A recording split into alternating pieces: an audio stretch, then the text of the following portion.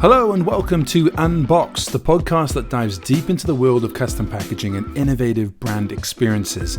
In each episode, we'll be exploring the latest trends, innovations, and best practices in the design and packing industry, and then taking a look at how they can help businesses like yours to create memorable and impactful brand experiences. I'm your host, Sam Johnston. Let's get started.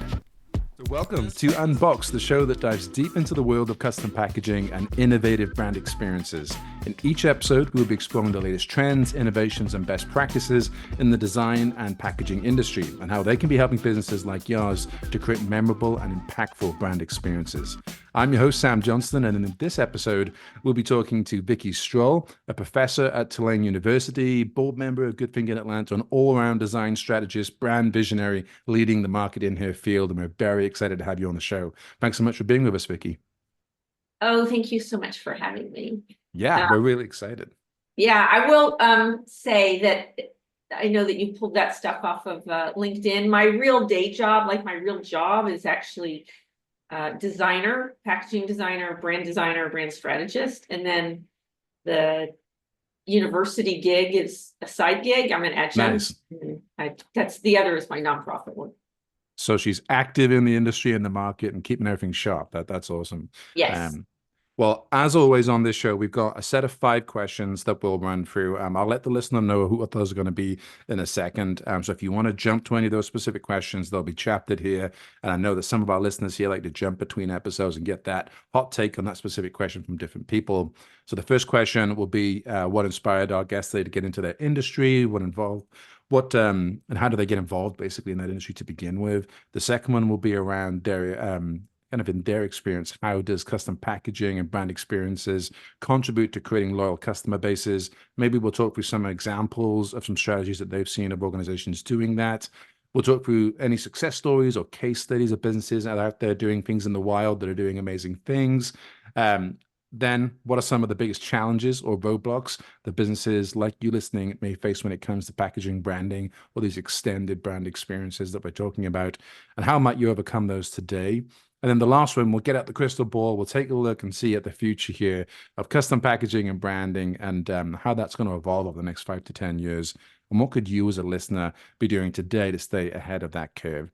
So we'll jump all the way back to the very beginning there. And Vicki, what inspired you to get into the industry? And what involvement do you have within branding, packaging, and product in general? It's a great question. I don't actually get to share this background information very often. So there's so many times when I go to a meeting and someone says to me, "You are not like any graphic designer that I ever met." And the reason that is because in my formative years, up until my early 20s, I was not in design. I wasn't a drawer growing up. I didn't paint. I liked sculpture. I was creative and artistic, but I have a degree from an Ivy League university. I took classes from Wharton School of Business, and then I decided to go into design. And then I became a designer really in the mid to late 90s. So before the true explosion of digital media design. And so I'm a print designer first. Then I gravitated towards packaging because it was the growing area of print design. As print design actually was declining, packaging was still growing. And so I'm first a graphic designer, but there's so much more because I do strategy, I do the branding. I mean, sometimes a brand will come to me and they just need a logo and they need some positioning work and they need some strategy and they need some brand guidelines and they need some graphics and it's all of that brand identity work before we even get to the packaging, and then we can get to the packaging. And then sometimes it's consulting and sometimes it's strategy work. So I came at it from that perspective. I was having a conversation with someone yesterday who is actually with a private equity firm, and they were asking me to create some kind of scope of work for some of their companies that they own, that they have a stake in. And I said and they were asking me some questions about what I do. And I said, well, I think people like working with me like you, because that person was very financial operations based, because I actually understand the finance behind it. I can read a P&L. And so I can get to what the goal is of the business and then attack it from a design perspective and a marketing perspective. That's amazing. Yeah, that kind of holistic approach is so valuable rather than just these sort of siloed agencies or consultants or advisors that may come in that just don't have that breadth of understanding of how this is going to play into the bigger picture. So that's amazing. Really, really good. So in your experience, how does custom packaging and brand experiences contribute to creating a loyal customer base? And what are some of the most effective strategies that you've seen for achieving this? I've been really privileged to work with some of the top brands in the United States. And I've also developed a niche in some of the suppliers of packaging. So that would be converters, but also equipment manufacturers and material manufacturers. So I've done a lot of work with HP. So I'm very well versed in variable data. That's one way that you can customize. And we saw that explode probably about 10 years ago, maybe 10 to 15 years ago, with the advent of digital printing and the explosion of e-commerce. Brands were able to take advantage of variable data printing so that when you send something to someone that where you know something about the recipient, you can be very customized by it. And people prefer, I think the statistic now is over 70% of people expect a customized experience. They are getting those experiences online. They are getting them in e-commerce. The challenge is, how do they get them in their packaging? So that's one way, is to use some customized packaging. You can do that with the print. You can do it with the embellishments. You can do it with the imagery. I mean, I know that I've worked on pieces that are direct mail, where you can change out the information based on who the recipient is. So that is one area of it. But the other area that I've been able to work on with various stakeholders in the supply chain is in material and also in various finishing and embellishments. So what I'm seeing, and this also leads into the crystal ball question, what I'm seeing is that in order to cultivate some of that loyalty, brands can create a haptic experience on their packaging so that people are more taken with it. When they're more taken with it, they buy it. Research shows, and I was actually involved in a research study between that was collaboration with Sappi, who makes paperboard, and also Clemson University, who's a leader in packaging science. And in the research, what we discovered is that when shoppers encounter packaging with a premium haptic experience, they're taken by it and they actually attach to it faster, and it has a competitive advantage in the marketplace. So when we're talking about that, for your listeners, very specifically, we're talking about high quality material, because maybe it's smoother material, maybe it's textured material. We're talking about finishing like foil stamps, spot gloss, the interplay between spot and matte. We're talking about embossing. So something that makes it interesting, that then also gives the shopper a better perception of quality, so that they will attach to it earlier and then pay for it. And then once that happens, if the product lives up to the expectation that was set by the packaging, then they're more likely to purchase it again, which then leads to brand loyalty. Now, the ultimate, and really the best thing that the customer can do, is then post about it and share about it and tell their friends and family, which we saw just an explosion of that in social media over the past 10, 12 years with all of the influencers. And so what happens is people adopt a product and then they're loyal to a product, but then they'll actually advocate for that brand. And that's really, that's gold. That really is gold for brands. And I do think that the quality of the packaging that brands create and manufacture for their products has a direct correlation to that loyalty and to that advocacy.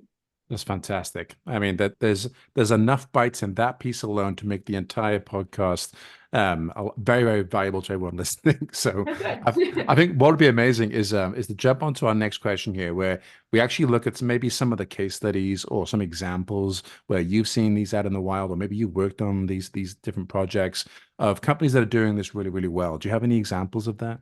I do. So I know this is a podcast and some people will be listening, but if you can go on to the channel, the video channel, to be able to see it, I'm going to hold up the before. So this is a company, this is a specialty food company. It's called Wildfare. I'm going to hold it up.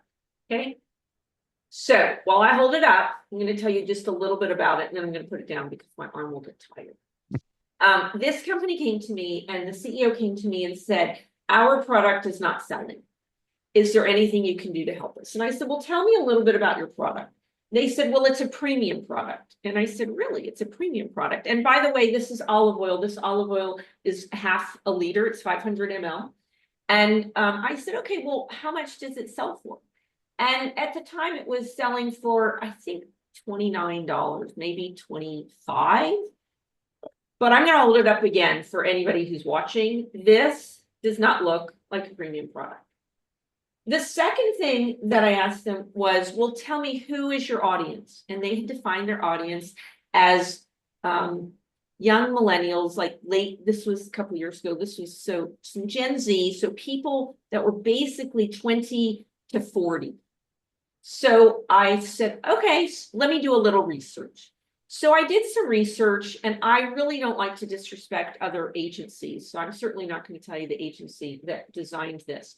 But I did notice on their site that everyone who worked at the agency was under the age of 40 and that they were in the New York area.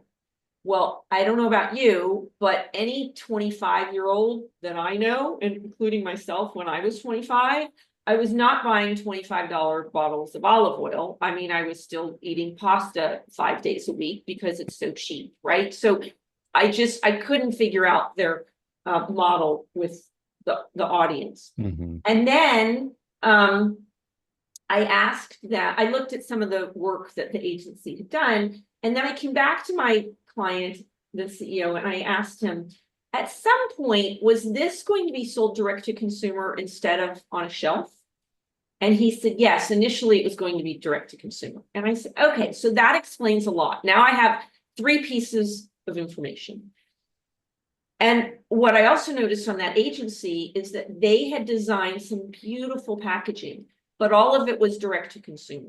And this product was not going to be direct to consumer any longer. They had changed it, and they were putting it into supermarkets and specialty food stores because it's a specialty food. They had about 100 SKUs. And so I ended up designing 100 SKUs. So now I'm going to hold up. So this was the before. So I knew all of that. I ended up changing the audience to people that were roughly 35 to 65, because the products were originated in the Middle East. They were actually from Turkey. We created this theme and this concept around Mediterranean food. So we changed the audience, we changed the focus. It wasn't just anybody, it was actually people who really appreciated Mediterranean food and the Mediterranean diet.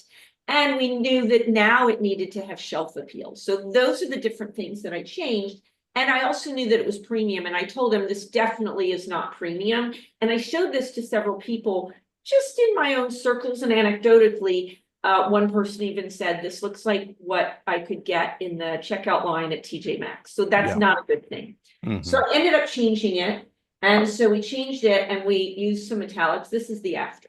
Wow. So this that's is amazing. Before. This is after. So you can see on the bottom, we changed the shape, but then we actually, and you can see this because the sun is out today, we painted the bottles. So they're purple. And when they're full, they look dark. So it's almost like an Easter egg. As you use the olive oil, it turns purple. And we frosted them. And so part of that was the shelf appeal on the shelf, because there's rarely any frosted bottles on the olive oil shelf. And then I added metallic. We ended up, initially they put it on metallic film and then eventually changed it so that it was recyclable, because they did want it, it's organic and everything was organic. And so they wanted it to be recyclable. We put a die cut here, and on the metallics, I don't know if you can tell from this. Yeah. Some of it has no white behind it, and this is getting into the technical, which I think your listeners might appreciate. And then some of it had about 50% opaque, so that you got a little bit of the metallic, and then some of it had 100% white, so that you didn't get any of the metallic. Then we came back on top and we put a spot gloss, so you get, and we also put a matte varnish here, so you get a lot of interplay here. It's tactile, it's frosted, you want to touch it, it's metallic, it makes you reach out and touch it. So coming back to what I described in terms of the haptic experience, this had all of it. And then just for fun, I can show you, this was the jar, so you can see how it translated to a label on a jar. Nice. I can show you the line extensions. These were the 250 mLs. This one is also olive oil, but a different kind of olive oil. And this one is balsamic vinegar. So I Nice. have balsamic vinegar. And then they also did flexible packaging. So I brought up one of the pouches. This is how it translated to a pouch. And you can also Wow. see the metallic on that. That's beautiful. Yeah. That's fantastic. And so it's such a difference. I mean, I know I talked a lot about the haptics, but if anybody can see this, there's such a big difference just conceptually in the graphics and just in the approach to this. I think there's huge things that that brands can do. And I think moving into your crystal ball, I think one of the pitfalls that we'll see more brands fall into is using AI without using a creative professional. And I feel like I saw some of that during the Super Bowl. And I know they used agencies, but the ads that were AI driven were, one, in my opinion, horrendous, but two, they were rated really badly. There's just, you lose the human aspect of it. And so I think one of the trends going forward will be this haptic experience, because as we move more and more into AI, then we want to create experiences that are very human, and touch is a very human experience. And so that's another reason why I think as we move and you look at the macro trends, I think creating packaging with very engaging haptic experiences and the material that we use will be essential to keeping a brand balanced between what they're doing online and what we're experiencing offline in the real world. 100%. I think that there's this inversion of value that is happening where AI to AI interactions through data or through digital channels, absolutely far more efficient, and there's a real place for that. But AI to human, it's not there yet. I don't know if it will ever be there, but currently, if you have a product, if you have an experience where your brand needs to be extended into somebody's personal space, you have to do that human to human and do that in a way that's going to be as compelling as possible. So I'm 100% with you on that. Is there any other things? You're looking at the future here. Things are moving so quickly. When we were doing this podcast, even just a couple of years ago, it seemed like people were talking in decades or the next 25 years, and now it's like in the next 3 months. Well, what do we expect to happen? Because who knows? What do you think is going to be going on out there? Yeah, I think what we haven't talked about yet, which we know is just ever essential, is the sustainability of packaging. And we've seen that for a while. Europe has much stricter regulations than we have in the United States. Europe has very specific recycling streams. We have single stream recycling, which I actually think hurts the recyclability of different things. I think people are a little skeptical of what gets recycled and what doesn't. So I think part of what has happened that will require more education, and I think that shoppers and consumers and all of us that are not in the business will get more educated, is that we're not just talking about end of life of a package, we're actually talking about the circularity of the package. And so I think brands will lead the way on that. Now, certainly regulation is going to contribute that, because now several states are passing EPR, extended producer responsibility. And so it is necessary for the brands and then for the stakeholders in their supply chain to supply materials that are recyclable. I think there will be moves more moves into renewable resources like that are fiber-based, that are paper, I call them, I mean, they're paper, but we can call them fiber-based. So I think there will be a move into that. I also think that the other industries are trying to create various materials that are film and plastic based, which are really petroleum based, that can keep being recycled. But I will say, just for me philosophically, there's two sides of the circular economy. There's the biological side of the circular economy, and then there's the industrial side. And when you start to really research the circular economy, the idea in the biological side is that you take something up from the earth and then you put it back into the earth. It actually is circular. It goes back in. Now, part of the brand's responsibility and part of marketing's responsibility and designers' responsibility is to help brands create things that are recyclable, that can stay in circulation longer. So we might be starting to see even more reusable packaging. I think that has a very long way to go. I think there's a very small slice of audience that will seek out that reusable packaging. I think it costs a bit more on the outset, but I think that might be an area of growth. But again, that's not what a lot of your listeners are doing. They're creating single-use packaging. So let's go back to that. And so something even like the olive oil that I just showed, this bottle, how could it stay in circulation longer? Well, it's a really pretty bottle. Maybe someone peels off the label and then uses it as a vase for wildflowers, just so that it's in use before it goes to the recycling center, to the glass center. Or maybe it's a carton and it gets reused and it's part of storage. But then I also think it's responsibility to make sure that those materials are recyclable. But then to take it further, I also think that it's important, and eventually I think that brands will start to look at circularity and sustainability, not just in end of life, but in creation of that material.